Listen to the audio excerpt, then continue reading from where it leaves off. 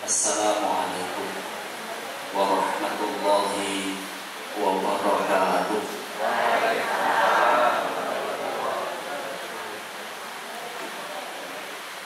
Alhamdulillahi wa kafa. Wassalatu wassalamu ala rasulillahi mustafa wa ala alihi wa ashabihi wa man ihtada wa man sara ala nahjihi talabal ula. Asyhadu an la ilaha illallah al-malikul haqqul mubin wa asyhadu anna Muhammadar Rasulullah shadiqul wa'dil amin. Usi nafsi wa iyyakum bi taqwallahi faqad fazal muttaqun. Haitsu qala Allah ta'ala fi kitabihil karim. A'udzu billahi minasy syaithanir rajim.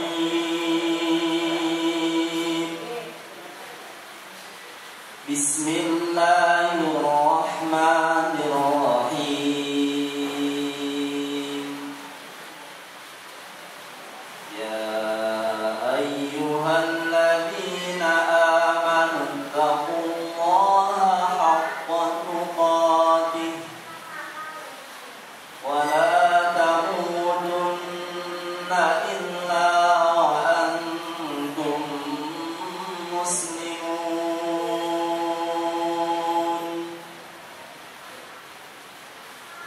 Ya ayyuhalladzina amanu taqullaha wa qulu qawlan sadida yuslih lakum a'malakum wa yaghfir lakum dhunubakum wa man yuti'illaha wa rasulahu faqad faza fawzan 'azima. Amma ba'du. Hadirin wal hadirat, Bapak Ibu, saudara-saudara sekalian, rahimani wa rahimakumullah. Alhamdulillahirabbil alamin. Sore hari ini kita masih diberi kesempatan oleh Allah Subhanahu wa taala untuk hadir di majelis yang mulia ini, majelis ilmu yang oleh Rasulullah sallallahu alaihi wasallam dipuji-puji dengan pujian yang sungguh luar biasa. Suatu hari Rasulullah sallallahu alaihi wasallam itu lewat di antara orang-orang yang sedang duduk berkeliling. Mereka membuat halaqah.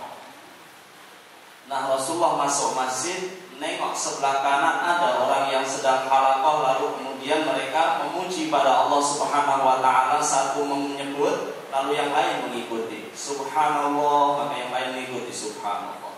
Alhamdulillah, yang lain mengikuti alhamdulillah.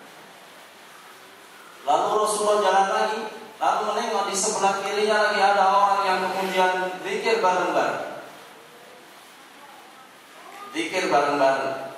Jadi mereka bersama-sama subhanallah walhamdulillah wala ilaha illallah wallahu akbar. Kira-kira begitu. Zikir bareng. Lalu kemudian sampai di kelompok yang ketiga. Orang yang ketiga ini tidak zikir sendiri seperti tadi, tidak juga zikir bareng-bareng seperti tadi, tapi kelompok yang ketiga ini jumlahnya sedikit, orang yang ngaji itu yang satu ngomong, yang lain mendengarkan. Maka Rasulullah bertanya kepada sahabatnya, mana yang menurut kalian, kalau bahasa kita, mana yang menurut kalian yang lebih baik di antara tiga ini? Maka Rasulullah, para sahabat kepada Rasulullah mengatakan, Allah wa Rasuluhu a'lam. Allah dan Rasulnya jauh yang lebih jauh tahu. Jadi lebih tahu tentang masalah ini. Maka Rasulullah mengatakan, ini yang terakhir ini yang lebih baik. ini yang terakhir ini yang lebih baik. Yang kedua tadi baik. Yang pertama baik. Tapi yang ketiga ini yang lebih baik. Satu, ini adalah pujian kepada orang yang hadir di majelis ilmu. Yang pertama majelis zikir, yang kedua majelis ilmu. Sekalipun makna zikir, sebagian ulama mencermati hadis ini begini, Ibu. Itu tidak berarti ini lebih baik atau lebih baik. Makna zikir, jadi ketika menyebut itu, zikir itu dibagi dua. Zikir yang pertama lisani, yang kemudian disebut dengan wirid, seperti kita mengucapkan tadi itu wirid, dan itu zikir. Dan zikir yang kedua maknanya adalah ta'lim, pengajaran ilmu. Karena Allah Subhanahu wa taala juga menyatakan fadzakir in nafa'atil dzikra. Apa? Fadzakir, berilah zikir. Apa maknanya berilah zikir di situ? Berilah ilmu, berilah peringatan, berilah pelajaran. Nah, karena pelajaran, ilmu, peringatan itu akan bermanfaat.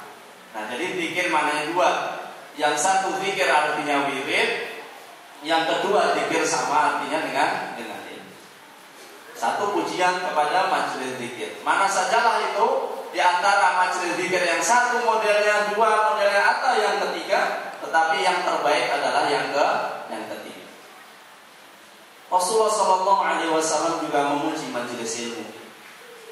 Ketika beliau bersabda, barang siapa melewati satu taman dari taman-taman surga, jangan sampai dia tidak berhenti meskipun sejenak. Nah, ternyata para sahabat ini merasa heran, Bapak Ibu sekalian. Herannya di mana? Loh, Rasulullah, di mana ada majelis surga di dunia ini, ada taman surga di dunia ini, sedangkan nahnu hayat, kita ini semuanya hidup. Loh, kok ada taman surga? Maka Rasulullah mengatakan ala wa hiya majlis dzikri. Ingat, yang saya maksud itu adalah majelis zikir. Dan zikir tadi maknanya dua. Ada ilmu, ada zikir, maknanya subhanallah. Rasulullah bersabda. Maka kalau ada majelis ilmu, Bapak Ibu sekalian, jangan sampai kita tidak berhenti meskipun hanya sejenak. Hitung-hitung latihan lagu surga. Pengen banget Ibu? Nah, pintar sih pengen. Alhamdulillah. Oke. Jadi kepengen masuk surga, ya pengen. Kalau kepengen masuk surga, latihan dulu. Latihannya gimana? Latihannya ya masuk ke tempat majelis ilmu, itu latihan masuk surga. Loh, apa terus surga besok rupanya kayak gini mas? Gini boten, karena surga itu disebutkan oleh Rasulullah SAW, la ainun ra'at, wala udhunun sami'at, wala khatara fi qalbil bashar. Surga itu indahnya, masya Allah. Mata ini nggak ada yang pernah melihat. Kalau ada di antara kita yang pernah melihat sesuatu yang sangat indah, bukan itu.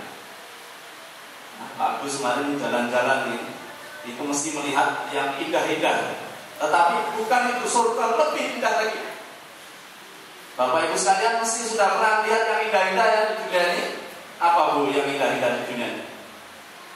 Yang paling indah yang pernah diingat apa? Sampai lupa lagi. Tapi nggak menarik. Oh, dibayang ngono demben ya ketemu neh kan. Ya, kalau kita melihat sesuatu yang indah di dunia ini, maka bukan itu surga, lebih indah lagi. Ma ainun ra'at, tidak pernah terlihat oleh mata. Wala udhunun sami'at. Kalau pernah ada pembawa berita yang kemudian menceritakan keindahan kota Paris misalnya, nah bukan itu. Kita kan belum pernah ke sana, lalu kemudian kita mendengar, oh katanya Paris itu indah sekali. Apakah surga seperti itu? Bukan. Surga jauh lebih indah lagi dari itu.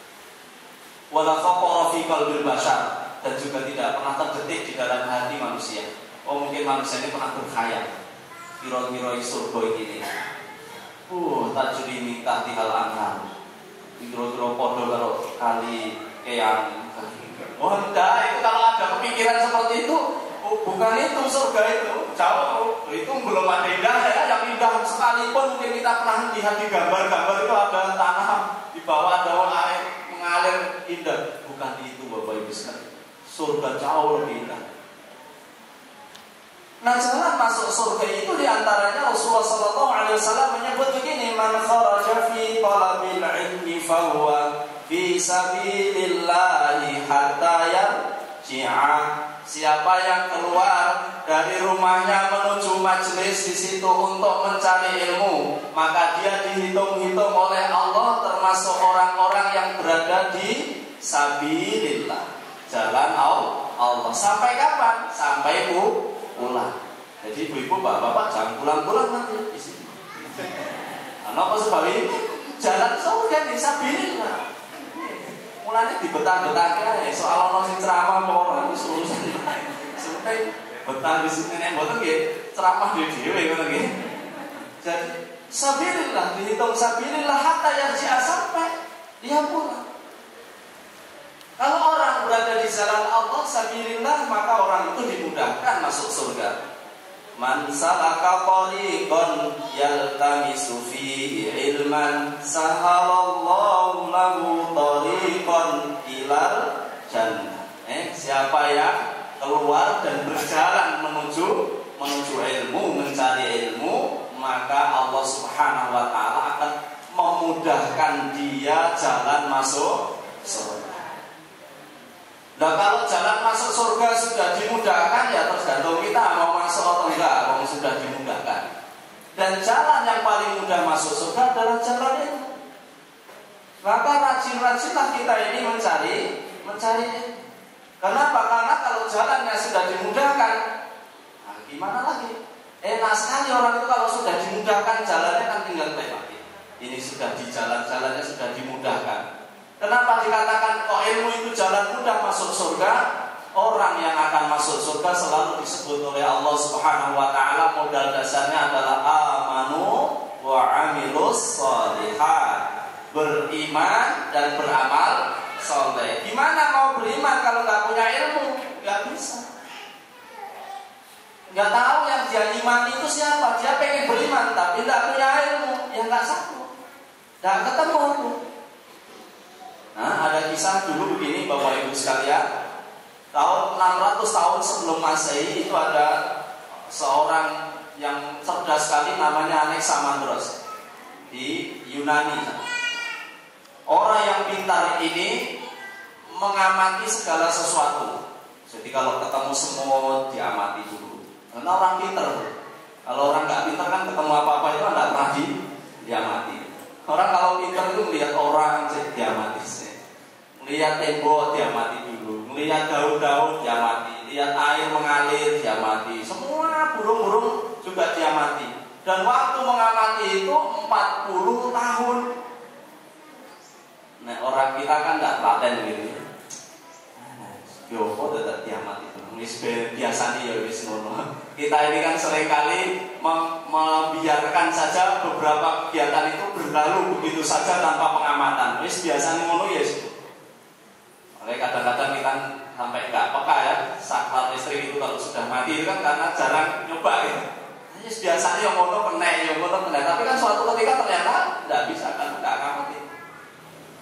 Lampunya mati, mungkin mau dicetek nih. Nggak ngamati kok, biasanya ya sudah nyala. Matahari muncul ya begitu saja. Dia jarang kita amati. Apa ya matahari kok muncul gitu? Gesernya berapa ya hari ini dengan kemarin?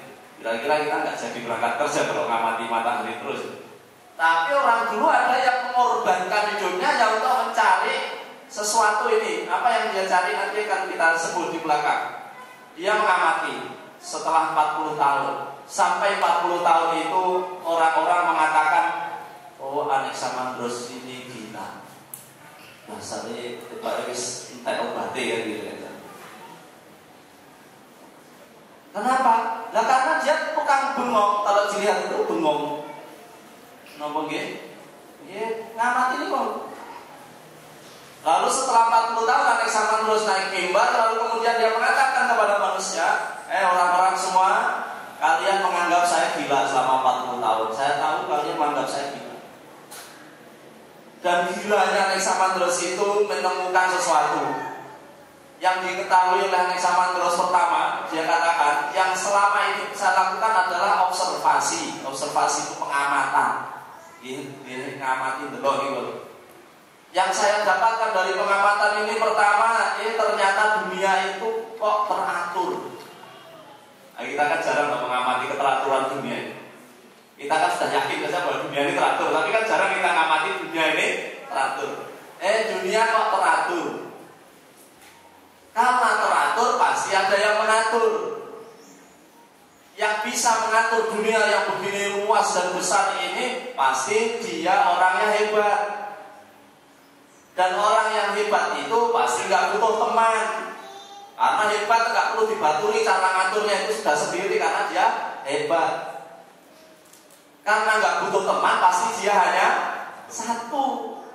Saya aneh sama terus tidak tahu yang satu ini namanya siapa. Untung saja kita ini umatnya Nabi Muhammad Sallallahu Alaihi Wasallam. Kenapa? Umat Kanjeng Nabi Muhammad ini dikasih tahu nama yang satu itu adalah Allah. Oh, nek ngoten berarti rasa ngamati maksudnya nggih mulane kadung ditutuhi jenenge maksudnya. Allah yang kemudian mengatakan ya satu itu adalah Allah. Qul huwallahu ahad. Jawabannya tadi ini orang Yunani sana sebelum ada Islam, mereka sudah berpikir seperti itu, mencari, pengen beriman tapi nggak ketemu. Siapa namanya? Satu tadi itu namanya siapa? Nggak ketemu. Maka dia membuat nama-nama sendiri. Ini modal sebenarnya. Kalau kita punya iman, ini modal masuk surga. Nah, dapatnya iman itu adalah ilmu. Ilmu didapat dari majelis ilmu. Amilus sholihat, beramal soleh, ibu bapak. Beramal soleh ini juga dikarenakan ilmu. Karena orang kalau nggak punya ilmu, amalnya nggak jadi soleh, namanya polih. Bukan soleh tapi polih. Lawannya soleh itu polih. Amalnya tidak soleh lagi karena soleh itu mencakup dua hal. Benar pelaksanaannya, benar niatnya. Nah, benar niat masuk dalam kriteria iman. Supaya imannya benar, maka harus cari ilmu. Bagaimana iman ini benar? Supaya amalnya benar, prakteknya benar, harus punya ilmu. Bagaimana praktek yang benar? Banyak kalau ditanya sholat, rajin, bener, ngose. Ya, bener orang sholat itu gitu. Kenapa? Karena nggak yakin. Kenapa nggak yakin? Nggak ada ilmunya. Nah, ini ilmu balik lagi. Sampai-sampai Allah Subhanahu Wa Taala juga memuji orang yang mencari ilmu ini dengan pujian yang sangat luar biasa. Misalnya, hal yastawil ladzina ya'lamuna wal ladzina la ya'lamun. Allah bertanya, padahal Allah sudah tahu. Bertanya itu bukan untuk mencari tahu, tapi hanya sekedar memuji kita saja, kepekaan kita. Apakah sama orang yang punya ilmu dan orang yang tidak punya ilmu? Sama nomboran ibu? Enggak sama. Sampai Ibnu Abbas mengatakan naumul alim khairun min ibadatil jahil. Tidurnya seorang yang alim itu jauh lebih baik daripada ibadahnya orang yang jahil, orang yang bodoh. Kenapa? Karena orang yang bodoh itu ibadahnya diragukan kebenarannya. Ibadah wakil ini gak punya ilmu. Yang punya ilmu, kalaupun dia itu tidak dalam kondisi ibadah karena dia dalam kondisi tidur, tidurnya menyiapkan diri untuk ibadah. Dia tahu kapan dia harus beribadah yang tepat. Dia tahu kapan harus melakukan amal yang tepat karena ilmu.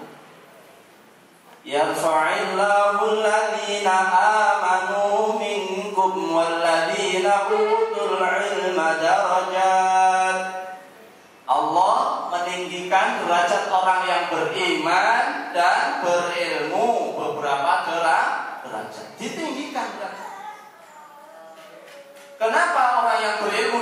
ditinggikan derajatnya karena Rasulullah Sallallahu Alaihi Wasallam bersabda, al ulama warathatul anbiya. Para ulama itu adalah pewaris para nabi. Fa innal anbiya la yarithu dinaran wala dirhaman, innama warathul ilma. Sesungguhnya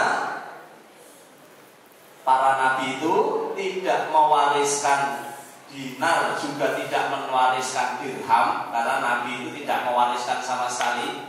Bahkan untuk anak cucunya saja nabi itu tidak mewariskan harta. Harta terakhir 5 dirham itu disedekahkan sebelum beliau meninggal dunia. Bedanya sedikit ya. Beda sedikit ya, kalih awake dhewe ya. Kalih nabi. Nabi niku dahare sithik, nah awak dhewe sithik-sithik.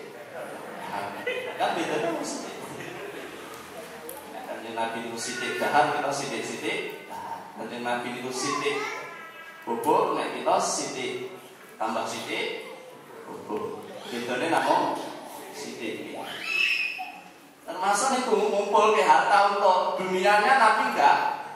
Hartanya Nabi tinggal 5 dirham itu disedekahkan sekalian untuk akhirat. Karena apa? Rasulullah mengatakan kepada Fatimah, sesungguhnya Rasul Allah itu tidak mewariskan harta untuk anak cucu. Jadi bahkan anak Rasul itu kan tidak boleh menerima sedekah, nah, karena itu orang khusus. Nabi tidak mewariskan itu, maka dikatakan oleh Rasulullah, inna mawarathul ilma, sesungguhnya Nabi itu mewariskan ilmu.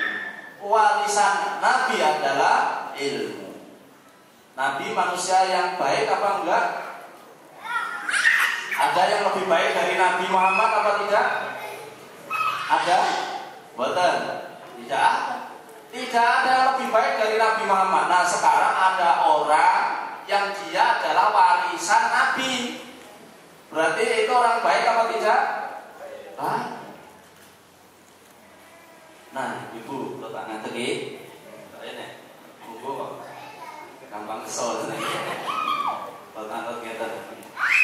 Siapa di antara kita yang hadir di sini ini yang sudah meniatkan nanti anaknya atau cucunya jadi ulama? Ya, buka tangan. 1, 2, 3, 4. Kayaknya bisa dihitung. Berapa yang sudah punya niat anaknya nanti jadi ulama? Tidak banyak. Alasannya lawan aku gede-gede kabeh. Ya butuh nih. Karena ini yang seringkali tidak diniatkan ini. Kalau berat sekali jadi ulama itu. Tetapi seberat-beratnya jadi ulama, mereka adalah warisan Nabi. Pewarisnya Nabi. Sampai ditinggikan derajatnya oleh Allah Subhanahu wa ta'ala. Siapa yang ditinggikan derajatnya? Ulama. Apa ciri-cirinya ulama? Innama yakhshallaha min ibadihil ulama'u.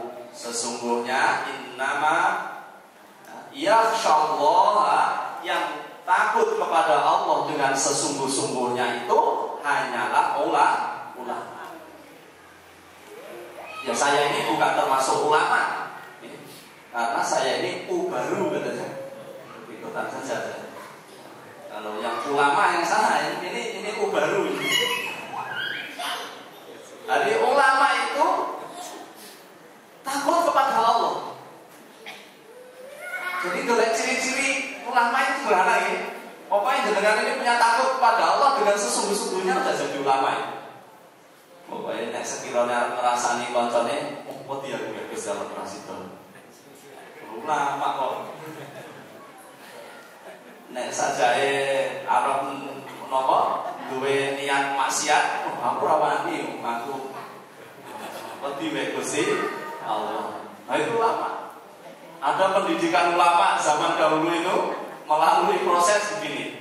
Murid ini sudah nggak betah lagi. Pokoknya pengennya murid ini, bapaknya kulon ini pun pengen bedal, pengen nopo nggih maksiat ngoten lho nggih.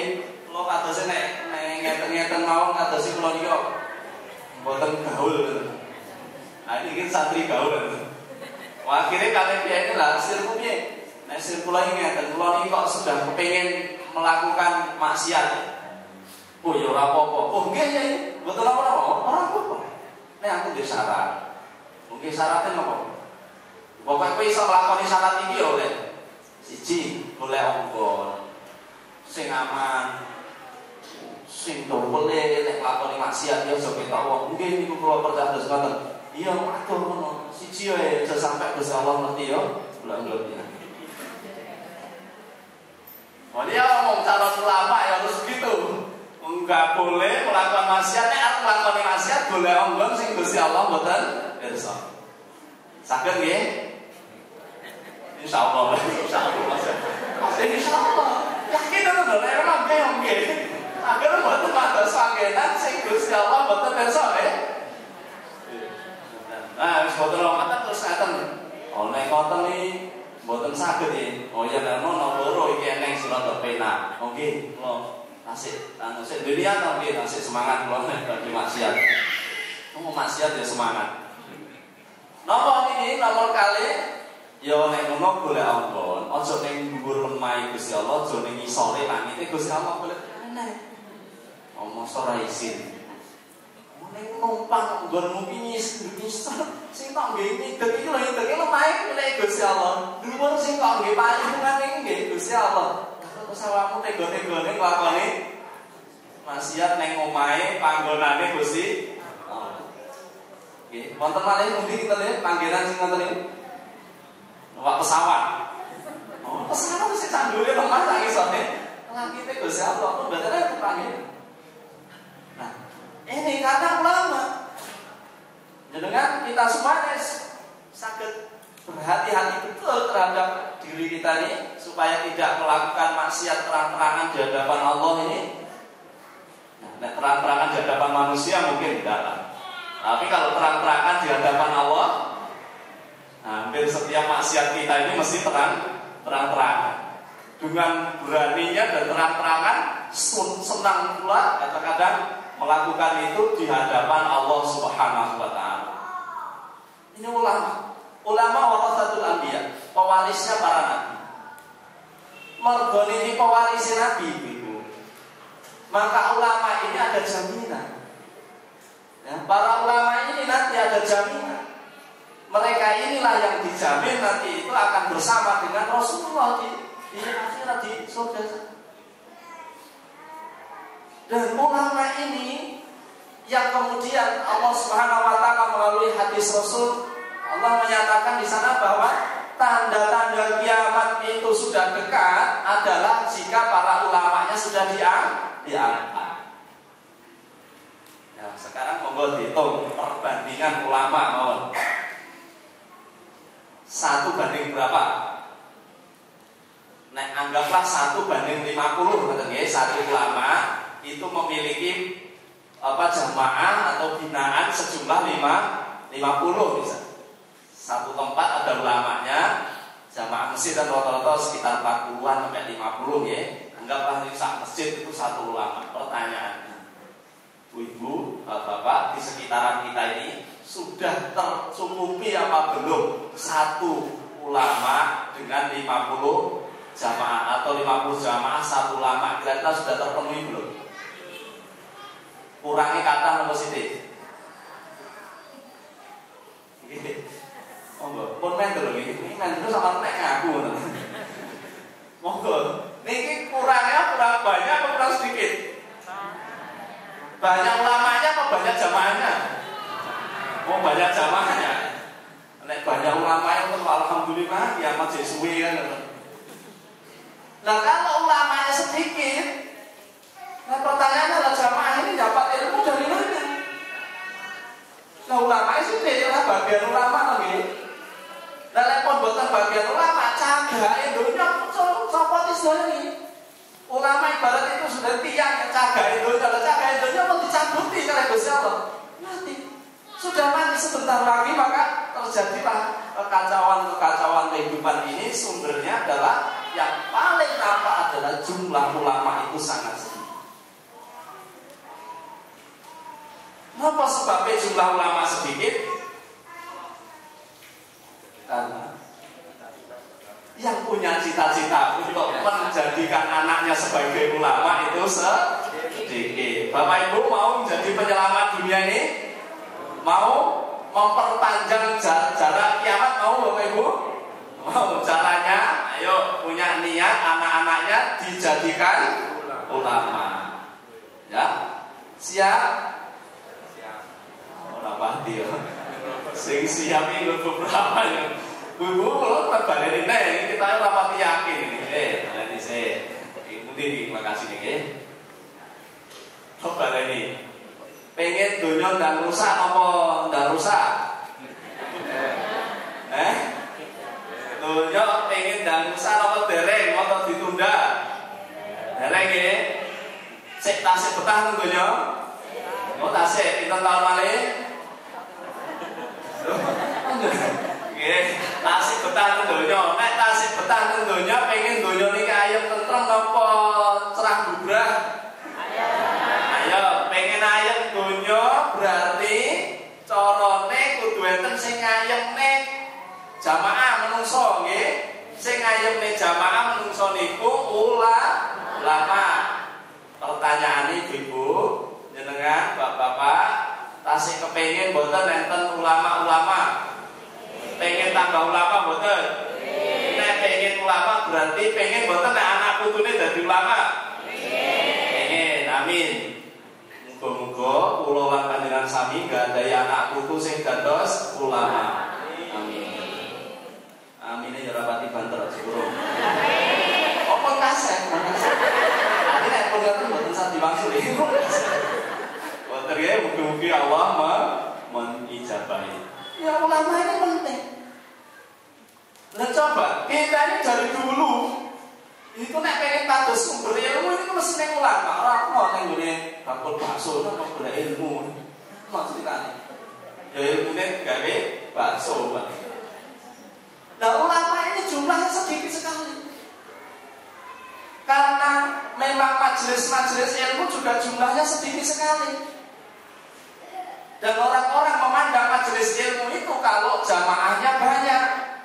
Karena jamaah sedikit dianggap orang majelis. Padahal ulama dahulu itu mengatakan begini, nah, kalau saja muridku itu hanya satu maka pasti akan aku ajar. Dan kalaupun tidak ada lagi murid yang datang kepadaku, maka aku akan menulis. Ulama itu dulu saking kepengennya memiliki penerus yang luar biasa. Kalau murid itu cuma satu, ya itu saya ajar. Kalau kemudian tidak ada lagi orang yang mau datang kepada untuk belajar, saya masih bisa menulis. Kalau menulis kan mungkin dibaca oleh orang selanjutnya, nanti mungkin mereka jadi ulama kan tulisan. Nah, kita ini bagian dari orang-orang yang sedang di posisi. Wong nek wis dadi ulama niku siap rekoso. Ket sing diwedeni wong tuwa iki niku. Amoso aku besok ninggal ke anak-anak dalam kondisi rekoso. Wis tak penakne wae saiki.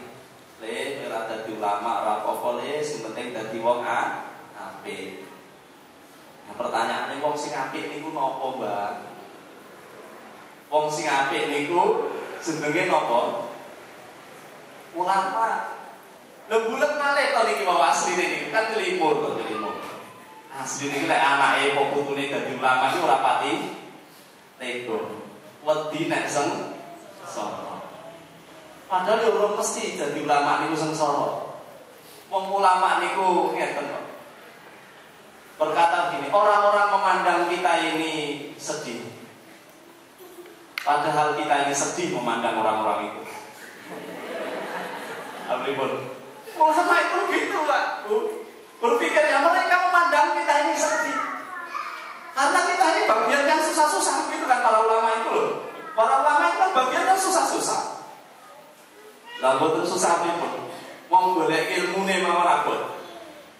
Imam Syafi'i kalau contoh misalnya. Imam Syafi'i ini umur antara 9 sampai 10 tahun itu harus merantau dengan ibunya. Karena Imam Syafi'i itu anak semata wayang, anak tunggal. Dan bapaknya sudah meninggal.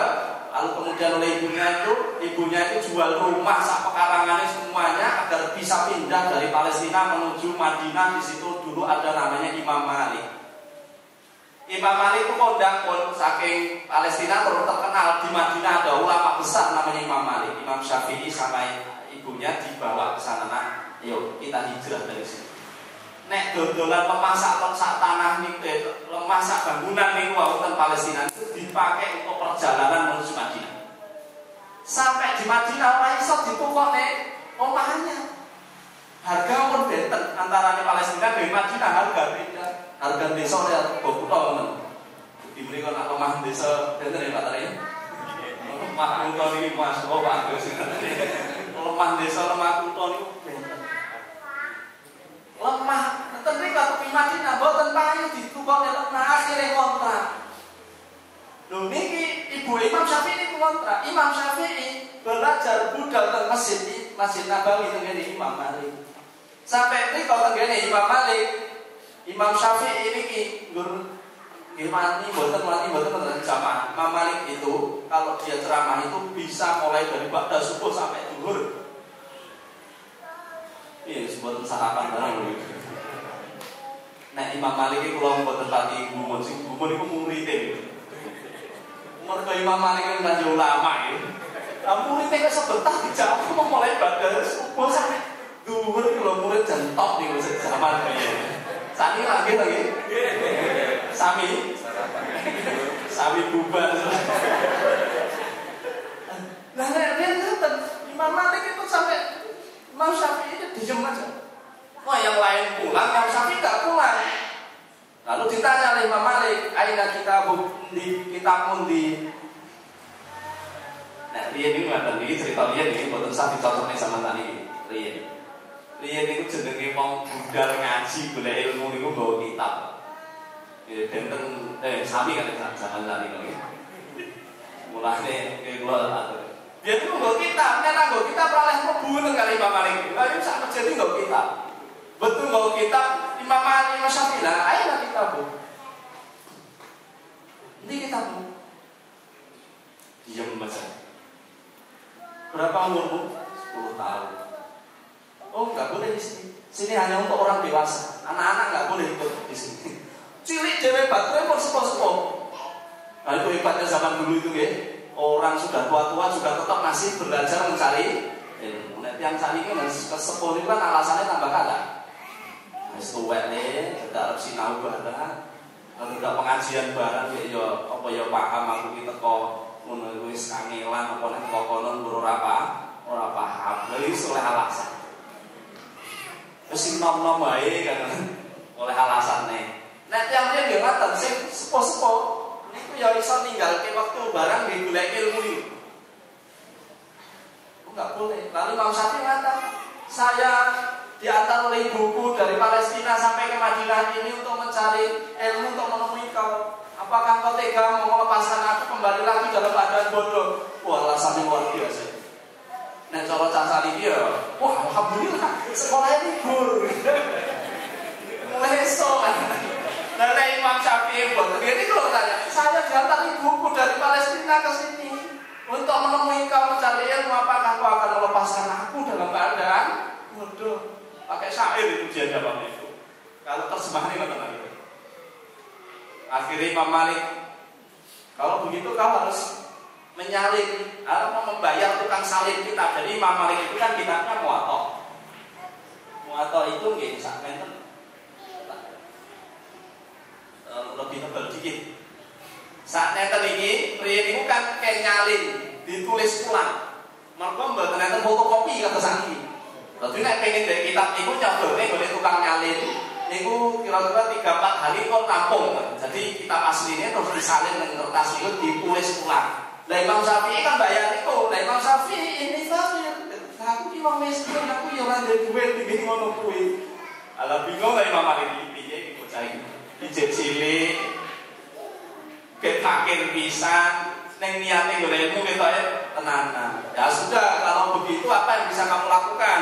Di sini tidak boleh yang datang tanpa kitab. Dulu peraturannya kita ketat. Nah, saat ini diketati mulai kabeh. Saat ini sekolahan golek murid kok, mboten murid golek sekolahan. Guru sing golek murid, bukan murid golek guru. Akhirnya Imam Syafi'i mengatakan, Inilah ahfaduha, sungguh aku akan menghafalkannya. Imam Malik katakan, nggak boleh lama-lama menghafal ini. Maka dia mengatakan, inilah ahfaduha salah ayami. Saya akan menghafalkan dalam waktu 3 hari. Kalau 3 hari nggak selesai, sudahlah, saya berhenti untuk tidak jadi murid pun nggak apa-apa. Buku kita namanya Muwatta sampai luwih titik itu dintekne namung 3 hari. Benar, 3 hari itu hari yang ketiga datang kepada Imam Malik lalu kemudian menyerahkan kitabnya. Saya sudah menghafalnya. Lalu Imam Malik ngetes. Ayo, mulai. Dimulai itu bapak-bapak sing napa jamaah sing itu kan ngaji niki di betul ngaji sampinge Imam Malik. Ayo dimulai. Dimulai itu dari kalimat Bismillahirrahmanirrahim sampai khotimah terakhir. Itu nggak ada satu huruf pun yang tercecer. Sakmono tak boleh mulai dari Bismillahirrahmanirrahim. Depan sendiri sebelum khotimah itu ada halaman pertama kitab Muwatta itu Bismillahirrahmanirrahim. Terus buri dhewe itu kan tulisan khotimah. Penutup selesai. Itu Imam Syafi'i. Mungkin cara lagi kan kita. Oh iya mesti ae Pak, wong kuwi bahasane basa Arab kok ya. Nek ngur ngapal terus dina ya penak to nggih. Nggih napa mboten? Saya tadi jujur mawon nggih napa mboten. Nggih. Kan wis kitabe Arab lho. Nggih terus bahasanya bahasa Arab lho ya. Penak nek ngoten kula kok kepengin nggih jenengan sing ngapal ning buku Undang-Undang Dasar 45 mawon. Genep niku sapa-sapa itu kan bahasa Indonesia to nggih. Mboten napa-napa. Mboten masalah. Masalahnya adalah pada luar biasanya kemampuan untuk menjadi ulama. Berat. Sehingga Imam Syafi'i itu ketika dia sudah ibunya meninggal lalu dia pindah ke Mesir, sampai di Mesir dia dalam keadaan tidak punya ruangan kecuali satu kamar. Satu kamar itu pun isinya sudah penuh dengan kitab. Begitu beliau ini tidur itu kata dia saya sudah selama beberapa bulan ini udah nggak bisa tidur nyenyak. Karena apa? Kamar itu kitab itu bingung kan? Dan dia mengatakan sudah lebih dari 20 tahun saya tidak pernah meletakkan punggungku ini rata dengan tanah. Orang sampai kuplak kan mboten nate 20 tahun. Sebabnya napa niki boyo ini keganjel kita. Sami lho nggih kata Wadi nggih. Sering mboten bantalan kita. Anak santri pesantren gitu loh biasa mungkin santri ku rapati duwe bantal mboten tahu ning kitab lho towel kayak mulai kayak Imam Syafi'i nek ngono. Lah itu digawe ganjel nggih layar-layar kan dalam. Akhirnya Imam Syafi'i pada waktu tertentu sudah kitabnya penuh enggak mungkin dia bisa tidur. Maka dia mengurangi malam itu untuk tidur dengan menghafal. Kitab itu dihafal dari hukum. Alhamdulillah bisa turun. Nah awak dhewe oh ya peneran didol rosokan. Ngapale orang ngedol rosokan iya oleh repot. Ani semangat mencari. Ya, Imam Atta dia bercerita begini, Imam Atta. Kami dulu kalau mencari ilmu duduk di majelisnya Imam Ahmad. Itu ada di antara kami itu orang yang duduknya dengan sangat tenang dan tegap. Pokoknya buat nolak-nolak tenang, tegap. Begitu kami bubar taklimnya itu, orang itu lantas kemudian jatuh. Lah, orang pada kaget, kenapa dia begitu? Kok tadinya itu tenang, tegap, serius betul melihat pengajiannya Imam Ahmad, lalu kemudian dia jatuh. Ternyata setelah diperiksa itu di sini itu ada kalau jengking. Dan memiliki ditahan sejak awal dari pengajian itu sampai selesai pengajian. Dia lebih memilih bertahan di situ sekalipun di sininya sakit. Itu kosongnya Pak Dosen ini maksudnya. Ini soal bagaimana orang itu sungguh-sungguhnya mencari. Imam Bukhari mencari satu hadis itu membutuhkan waktu berminggu-minggu untuk jalan dari satu tempat ke tempat lain. Tapi memang jadi ulama. Dan mereka-mereka ini yang lantas kemudian menjadi pewaris Nabi, mempertahankan kebaikan-kebaikan yang ada di sekitaran. Tidak cukup hanya menjadi baik kalau tidak dibanyakkan ulama di sana. Karena baik itu nantinya adalah hasil dari ilmu yang diajarkan oleh para ulama. Sehingga Rasulullah mengatakan kun aliman, jadilah kau orang alim. Ya. Au muta'alliman, nek iso dadi wong alim sing ngajar, ya dadi wong sing belajar. Muta'allim iku ciri-cirine nek teko tempat majelis taklim itu bawa buku kali pulpen. Kok ningali kula. Apa rekam bisa iki? Rekam nggih, bener apa? Rekam nggih. Soal direke napa mboten wis sami mau nggak nyata tapi rekam paling mboten. Pinter ngelani kok rekam iki kalau dibangun nulis saja. Ngono-ngono muta'allim. Muta'allim itu ciri-cirinya ngoten nek dugi tempat pengajian itu terus membawa alat tulis bener-bener belajar. Itu muta'allimnya boten usah sedih. Enten nomor 3, au mustami'an. Nek ra iso dadi muta'allim sing gawa pulpen karo buku sing iso nulis, ya dadi pendengar setia. Nek cara bapak kula jenenge nitip kuping. Nitip kuping niku ya pokoknya modal koles pokoknya aku sembuh saat tekan-tekan pokoknya aku iso mirenge isiku nitip kuping. Mustami pendengar setia. Mungkin ada pertanyaan, ya udah, kalau memang hanya pendengar kayak radio ini kan pertanyaan, ora iso rekor. Dengar, kalau itu. Nah, ini buat apa-apa, ini saya apik, enten malih sebentar. Au muhibban, ya minimal ini dadi simpatisan wong sing seneng lek enek pengajian. Ning ya ora teko. Ya ora teko nek seneng kan ketemu pengajian. Ya pengajian. Oh iya kamu ya sempurna lah jane pengajian. Lah teko ora anu sik repot aku. Tapi aku seneng nek pengajian. Contoh nek seneng pengajian niku nggih lek pengajian ya minimal ora rusuhi ngono lho. Mas bojone arep pengajian ya rusuhi ae. Anak arep pengajian dikokoni ae.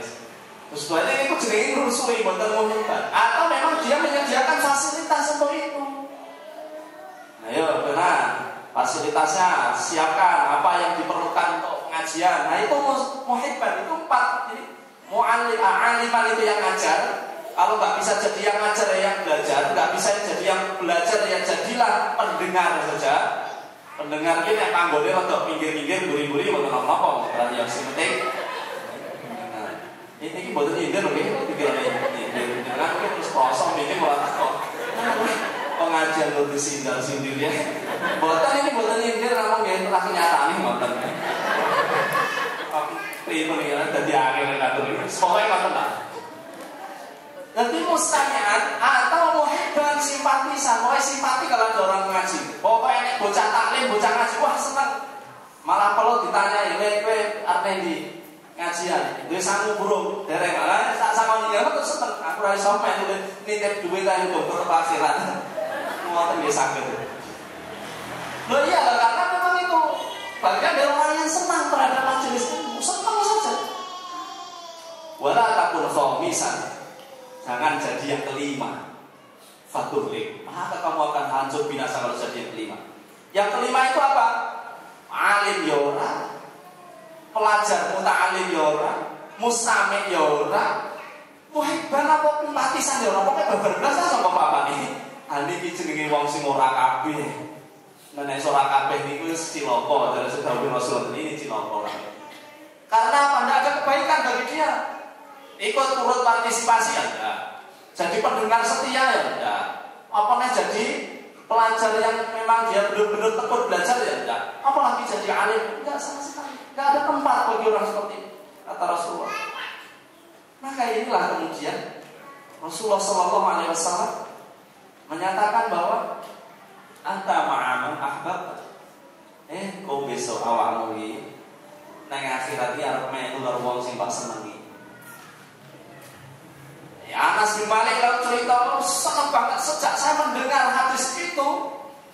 Saya senang sekali kepada para sahabat Rasulullah itu semuanya saya senangi.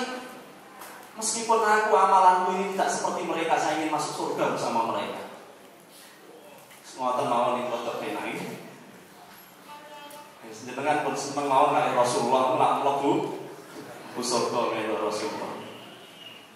Niki seneng iki enten efeke lho. Aja ngurus senang-seneng matur seneng. Ayo seneng karo Rasulullah seneng. Ayo kalau amale Rasulullah anu kose. Apa kose jare seneng aku seneng ae. Nek kanca amale kaya ngono kuwi ya boten. Tapi seneng kok yo seneng kok memang. Alah iki ngapus tong. Lah ora itu kalau seneng itu kan gini. Seneng dawet iki seneng ayo boleh dawet mesti iya ayo. Mergo seneng dawet. Lah nek ora seneng dawet ya ora. Oh seneng dawet kok sing mingkat-mingkur ya berarti ora seneng dawet. Maka marilah kita senang kepada para ulama. Mari kita senang kepada orang alim. Mari kita senang kepada orang-orang yang belajar ilmu agama. Ayo kita senang. Termasuk mari kita niatkan anak-anak kita juga menjadi ulama. Insya Allah. Mudah-mudahan, Ibu, Bapak-bapak rahimakumullah, lirik campur jati. Ini waktu ini pun telas. Mbok pilih pertanyaan, monggo nek boten alhamdulillah.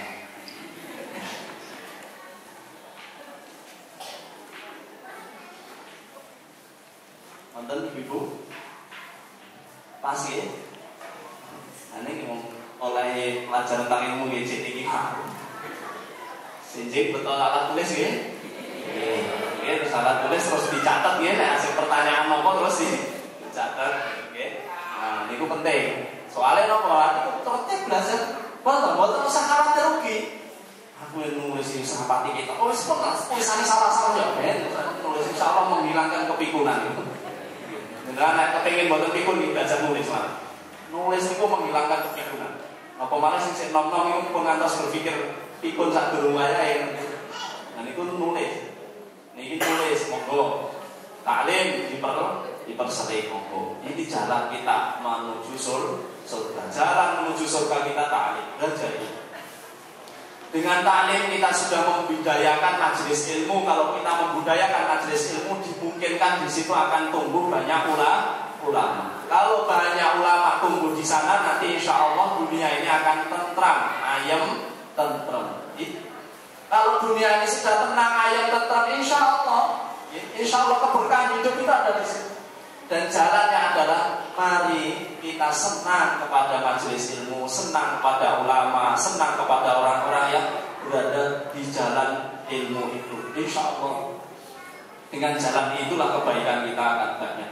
Kalau kita ini tidak lagi cinta kepada ahli ilmu, kita tidak lagi cinta kepada majelis-majelis ilmu, apa nek majelis ilmu berdideloi sapa kae sing isi ya wis bosen. Nah, kalau sampai bosan kayak gang seminggu ini, gang 2 minggu, gang 3 minggu, nah ya hilang sih. Kita apa minggu saya mesti pernah diomong ini kan? Pengajian mau jenengan hubungi seluruh dunia ini, insya Allah semua yang disampaikan dia pernah tahu krungu. Tetapi yang penting itu boten kok wis tahu krungu apa boten tahu krungu. Sing tahu di krungu ini mungkin kudu dibaleni malih supados awak dhewe iki terus eling terus dadi amalan. Nah, nek modal lah, terus tahu umum kayak, terus tahu umum. Loh, para ulama dulu itu begini, sekalipun alim itu mengajarkan 1000 kali kata yang sama, kami nggak akan bosan. Nah, ya beda sithik mau nggak ya Pak? Waduh, maksudnya sampai saya ping pindo ping telu nes protes nah, sebaleni nek. Usah mau kuin nek, baleni nek. Jadi paling ngono kuwi kena ditebak, kuwi dadi orientalis iki. Nganggur pinter tok nebak-nebak orang, tapi ternyata amalnya boten. Monggo ilmu ini diamalkan. Cinta ilmu, cinta amal, cinta orang-orang yang soleh. Meskipun kita tidak beramal atau belum bisa seperti mereka, mudah-mudahan kita dimasukkan surga karena kita mencintai mereka. Wallahu a'lam bishawab. Mohon maaf atas segala kekurangan. Barakallahu fikum. Wassalamualaikum warahmatullahi wabarakatuh.